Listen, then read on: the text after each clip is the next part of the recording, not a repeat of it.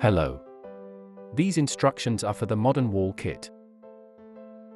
This kit is suitable for a max span of 2 square meters. If your run is greater, then you will need additional kits. Before you begin, please ensure you have all the components listed. Make sure you have the right tools for the job. You will need a tape measure, a pencil, a level, some adhesive, a wood saw, and also a nail gun. In this guide we will cover an installation on a 2-meter wall.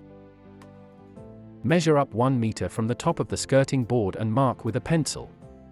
Using a spirit level, draw a horizontal line across the wall. Measure the length of the wall and, if required, cut enough strips from the 2-meter slats to run across both the top of the skirting and across the horizontal line you've just drawn. Our wall is 2 meters, so no cuts are required.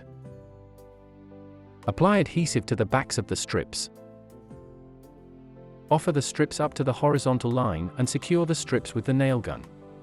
Then repeat the process for along the top of the skirting board as well as the decorative capping, which should sit on top of the top strip. To work out the equal distance between the vertical strips, first we need to measure the wall and subtract 1 panel strip.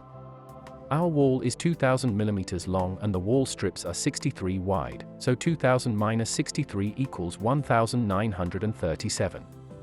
Divide this by how many panels you prefer. In this example we're using 3 panels, so 1937 divided by 3 equals 646. Now subtract the width of 1 strip, so 646 minus 63 equals 583, and that is the distance between the strips.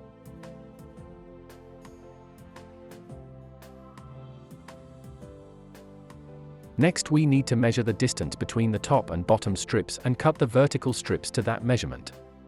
Apply adhesive to the vertical strips and offer a strip up to the left of the run. Now secure the panel using the nail gun. Then repeat the process for the right of the run. Using the measurement we previously worked out for the distance between vertical strips, in our case 583 mm. Measure that distance from an end strip and draw a vertical line. Offer a strip up to the wall along the line you've just drawn and then secure using the nail gun. Repeat the process for the remaining strips. Once all your panels are on the wall, fill any gaps and joints with decorator's cork, wiping away any excess with a damp cloth. Once the cork has dried, sand it to a smooth finish, then you'll be ready to paint. Once it's painted, it'll be time to stand back and admire your work. For inspiration, ideas, and our product range, visit our website.